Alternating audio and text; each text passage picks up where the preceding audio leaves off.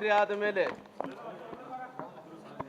ಸನ್ಮಾನ್ಯ ಮಾಜಿ ಮುಖ್ಯಮಂತ್ರಿಗಳಾದಂಥ ಸಿದ್ದರಾಮಯ್ಯವ್ರನ್ನ ಮೂಲೆ ಗುಂಪು ಮಾಡೋಂಥ ಕೆಲಸ ಇವತ್ತು ಕಾಂಗ್ರೆಸ್ಸು ಮತ್ತು ಮುಖ್ಯಮಂತ್ರಿಗಳಾದಂಥ ಡಿ ಕೆ ಶಿವಕುಮಾರ್ ಅವರು ಮಾಡಿದ್ದಾರೆ. ಬಹುಶಃ ಸಿದ್ದರಾಮಯ್ಯರ ಹೆಸರು ಹೇಳಿ 2023 2018ರಲ್ಲಿ ಕಾಂಗ್ರೆಸ್ ಸರ್ಕಾರ ಅಧಿಕಾರಕ್ಕೆ ಬಂದಿದೆ ಅಂದರೆ ಬಹುಶಃ ಸಿದ್ದರಾಮಯ್ಯರ ಹೆಸರು ಹೇಳಿಕೊಂಡೇ ಕರ್ನಾಟಕ ರಾಜ್ಯದಲ್ಲಿ ಇವತ್ತು ಸರ್ಕಾರಗಳು ಅಧಿಕಾರಕ್ಕೆ ಬಂದಿರೋದು. ನಂತರ ಅವ್ರನ್ನು ಇವತ್ತಿನ ಪರಿಸ್ಥಿತಿ ನೋಡಿದಂಥ ಟೈಮಲ್ಲಿ ಇವತ್ತಿನ ಅವ್ರ ಪರಿಸ್ಥಿತಿ ಏನಾಗಿದೆ, ಇವತ್ತು ಎಲ್ಲಿ ಕೂಡ ಅವರು ಯಾವ ಕಾರ್ಯಕ್ರಮಕ್ಕೂ ಕೂಡ ಬರ್ತಾ ಇಲ್ಲ. ಜೊತೆಲಿ ಕಾವೇರಿಯ ನಿವಾಸದಲ್ಲಿ ಒಂದು ಕಡೆ ಅಂತೂ ಕಾಂಗ್ರೆಸ್ಸಿನ ನಾಯಕರು ಡಿ ಕೆ ಶಿವಕುಮಾರ್ ಅವರು ಹೈಕಮಾಂಡ್ ಎಲ್ಲರೂ ಕೂಡ ಸೇರಿ ಅವ್ರು ಕೂಡ ಹಾಕಿದ್ದಾರೆ. ಆ ಕೂಡ ಹಾಕಿದ್ರ ಜೊತೆಲಿ ಅವ್ರು ಯಾವುದನ್ನು ಕಾರ್ಯಕ್ರಮ ಕೂಡ ಬರ್ತಾ ಇಲ್ಲ. ಬಹುಶಃ ಮೊನ್ನೆ ನಾನು ನೋಡ್ತಾ ಇದ್ದೆ, ಕೆಂಪೇಗೌಡರ ಜಯಂತ್ಯೋತ್ಸವ ಸಂದರ್ಭದಲ್ಲಿ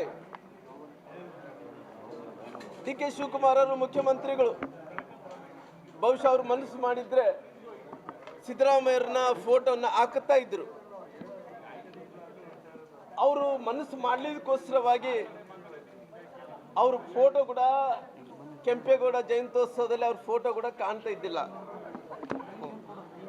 ಯಾಕಂದ್ರೆ ಇವತ್ತು ಇವೆಲ್ಲ ನೋಡಿದಂಥ ಟೈಮಲ್ಲಿ ಬಹುಶಃ ಸಿದ್ದರಾಮಯ್ಯರು ನನ್ನ ಪ್ರೀ ಪ್ಲ್ಯಾಂಡ್ ಆಗಿ ಅಧಿಕಾರ ಹಸ್ತಾಂತರ ಮಾಡೋಂಥ ಟೈಮಲ್ಲಿ ಸರ್ಕಾರದಲ್ಲಿದ್ದಂಥ ಮುಖ್ಯಮಂತ್ರಿಗಳಾದಂಥ ಸಿದ್ದರಾಮಯ್ಯ ಶಿವಕುಮಾರ್ ಅವರು ಹಾದಿ ಹಿಡ್ಕೊಂಡು ಎಲ್ಲರೂ ಹೋಗೋದವ್ರು ಕಾಲು ಹಿಡ್ಕೊಳ್ಳೋದು, ಎಲ್ಲರೂ ಹೋಗೋದವ್ರು ಕೈ ಹಿಡ್ಕೊಳ್ಳೋದು, ಅವ್ರು ಹೈಕಮಾಂಡ್ ಬರೋದು, ಎಲ್ಲ ಕೂಡ ನೀನೇ ಅಪ್ಪ ದೇವರು, ನೀನೇ ಅಪ್ಪ ಎಲ್ಲ ಅಂದೇಳಿ ಹೇಳಿ ನಂತರ ಅಧಿಕಾರ ಹಸ್ತಾಂತರ ಆದ ನಂತರ ಇವತ್ತು ಯಾವ ರೀತಿಯಲ್ಲಿ ನಡ್ಕೊಳ್ತಾ ಇದ್ದಾರೆ ಅಂದ್ರೆಗಿನ ಬಹುಶಃ ಸಿದ್ದರಾಮಯ್ಯರನ್ನ ಇವತ್ತು ಸಂಪೂರ್ಣವಾಗಿ ನಿರ್ಲಕ್ಷ್ಯ ಮಾಡೋಂಥ ಕೆಲಸ ಇವತ್ತು ಕಾಂಗ್ರೆಸ್ ಸರ್ಕಾರ ಮಾಡ್ತಾ ಇದೆ.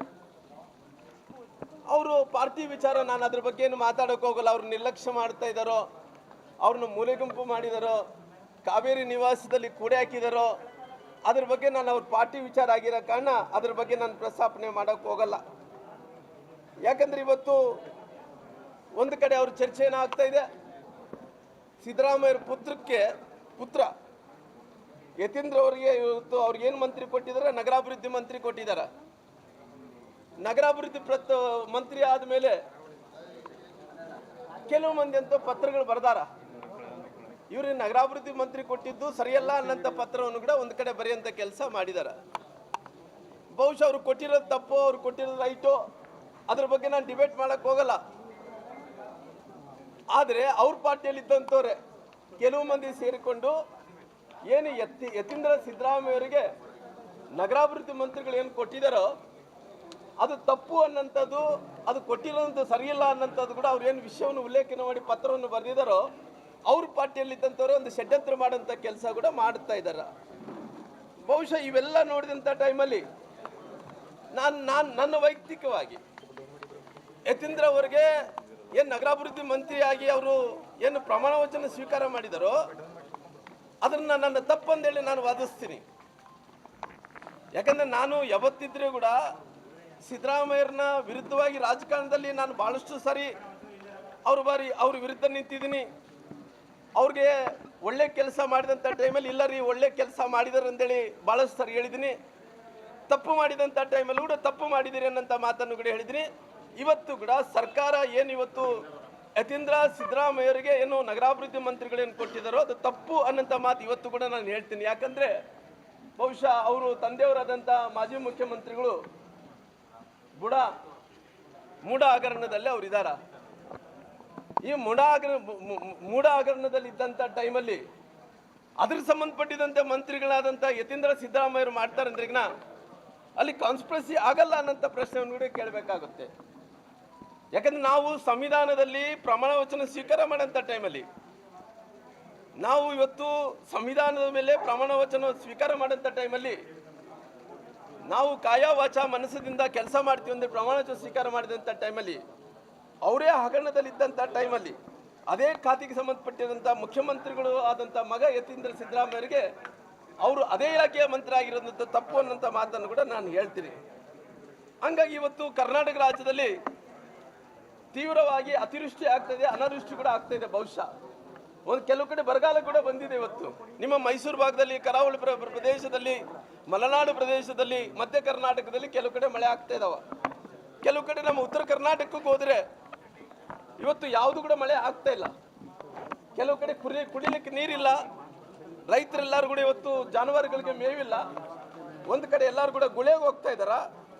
ಇವತ್ತು ತೀವ್ರವಾಗಿ ಇವತ್ತು ಬರಗಾಲಿನ ಛಾಯ ಇವತ್ತು ಈ ರಾಜ್ಯದಲ್ಲಿ, ಇವತ್ತು ನಮ್ಮ ಭಾಗದಲ್ಲಿ ಕಾಣ್ತಾ ಇದೆ.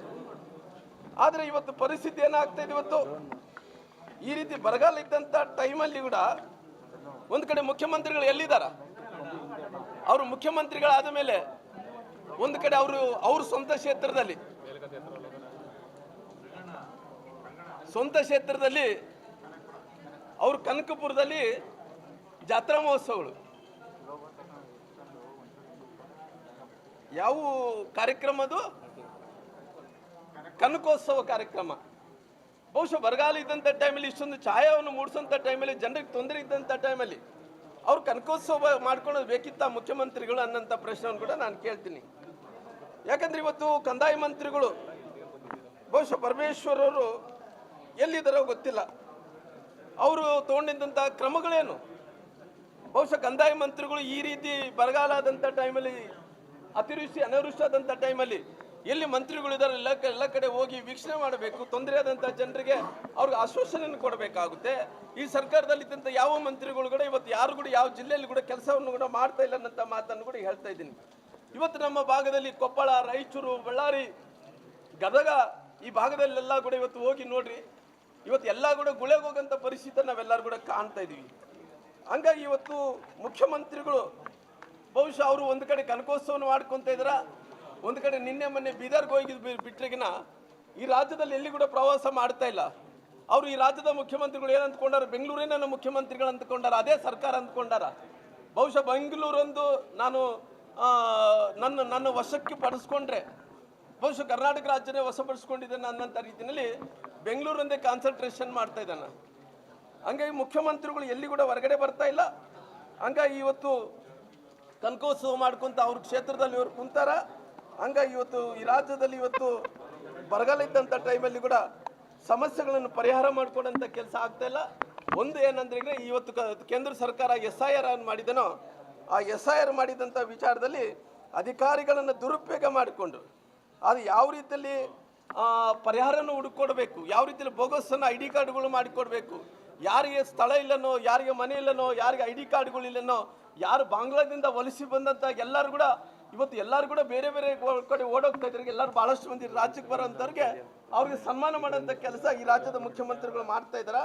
ಹಂಗಾಗಿ ಇವತ್ತು ಯಾವ ರೀತಿಯಲ್ಲಿ ಅವ್ರಿಗೆ ಟ್ರೈನಿಂಗನ್ನು ಕೊಡೋಂಥ ಕೆಲಸ ಆಗಬೇಕನ್ನಂಥದ್ದು ಇವತ್ತು ಸರ್ಕಾರ ಮತ್ತು ಮುಖ್ಯಮಂತ್ರಿಗಳು ಈ ರೀತಿ ನಿರ್ಧಾರಗಳನ್ನು ತಗೊಳ್ಳೋಂಥ ಕೆಲಸ ಮಾಡ್ತಿದ್ದಾರೆ.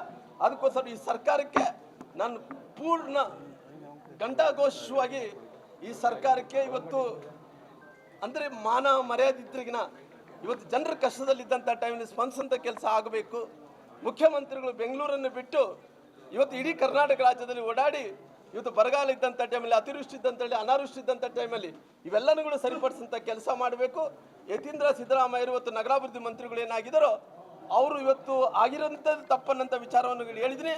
ಸರ್ಕಾರ ಅದರ ಬಗ್ಗೆ ಕೂಡ ಕ್ರಮವನ್ನು ತಗೊಂಡಂಥ ಕೆಲಸ ಆಗಬೇಕು.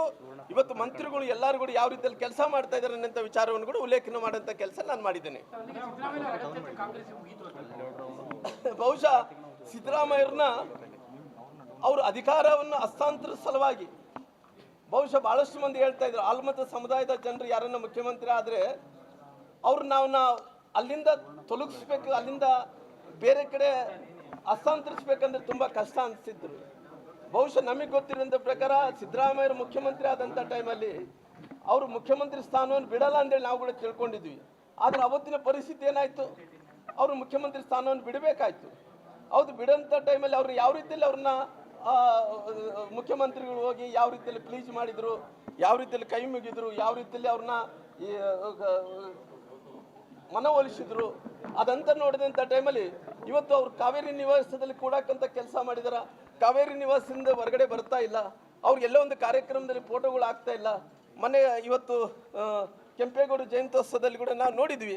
ಸರ್ಕಾರ ಅವ್ರನ್ನ ಸಿದ್ದರಾಮಯ್ಯವ್ರನ್ನ ಯಾವ ರೀತಿಯಲ್ಲಿ ಬಳಸ್ಕೊಂಡ್ರು, ಯಾವ ರೀತಿಯಲ್ಲಿ ಕಾಂಗ್ರೆಸ್ಸಿಂದ ಹೊರಗಡೆ ಯಾವ ರೀತಿಯಲ್ಲಿ ಬಳಸ್ಕೊಂಡು ಅವ್ರನ್ನ ದುರುಪಯೋಗ ಮಾಡಿಕೊಂಡ್ರು, ಯಾವ ರೀತಿಯಲ್ಲಿ ದೇವರಾಜ್ ಅರಸರನ್ನ ಬಳಸ್ಕೊಂಡು ಯಾವ ರೀತಿಯಲ್ಲಿ ಮೋಸ ಮಾಡಿದ್ರು, ಸಿದ್ದರಾಮಯ್ಯರು ಕೂಡ ಕಾಂಗ್ರೆಸ್ ಪಾರ್ಟಿ ಮೋಸ ಮಾಡೋಂಥ ಕೆಲಸ ಆಗ್ತಾ ಇದೆ. ಅಲ್ಲ, ಬಹುಶಃ ನನಗೆ ಗೊತ್ತಿರೋ ದೊಡ್ಡ ಸಂಖ್ಯೆಯಲ್ಲಿ ಗೆದ್ದಾರ. 2018 ಯಾರ ಆಶೀರ್ವಾದದಿಂದ ಗೆದ್ರು? ಏನು ಇವ್ರು ಕಾಂಗ್ರೆಸ್ ಅವರ ಆಶೀರ್ವಾದದಿಂದ ಗೆದ್ರೇನು? ಸಿದ್ದರಾಮಯ್ಯರ ಆಶೀರ್ವಾದದಿಂದನೇ ಗೆದ್ರು. 2023 ಯಾರ ಆಶೀರ್ವಾದದಿಂದ ಗೆದ್ರು? ಸಿದ್ದರಾಮಯ್ಯರ ಆಶೀರ್ವಾದದಿಂದನೇ ಗೆದ್ದಂಥವ್ರು. ಇವತ್ತು ಸಿದ್ದರಾಮಯ್ಯರನ್ನ ನಿರ್ಲಕ್ಷ್ಯ ಮಾಡೋಂಥ ಕೆಲಸ ಮಾಡಿದ್ದು 2023ಕ್ಕೆ ಈ ರಾಜ್ಯದ ಜನರು ಇವತ್ತು ಸಿದ್ದರಾಮಯ್ಯರನ್ನ ಆ ಸ್ಥಾನದಿಂದ ಇವತ್ತು 28ಕ್ಕೆ 23 ಚುನಾವಣೆಯಲ್ಲಿ ಗೆದ್ರು. 28ಕ್ಕೆ ಏನು ಅವತ್ತು ಸಿದ್ದರಾಮಯ್ಯರನ್ನ ಮುಖ್ಯಮಂತ್ರಿ ಅಂತೇಳಿ ಜನರು ಓಟ್ ಹಾಕಿದ್ರು, ಆ ಮುಖ್ಯಮಂತ್ರಿಯಿಂದ ಅವ್ರು ತೆಗೆದಿದ್ದಕ್ಕೋಸ್ಕರವಾಗಿ ಅದನ್ನ ಯಾವುದೇ ರೀತಿಯಲ್ಲಿ ಕೂಡ ಜನರು ತಕ್ಕ ಉತ್ತರವನ್ನು ಕೊಡುವಂಥ ಕೆಲಸ ಮಾಡ್ತಾರೆ.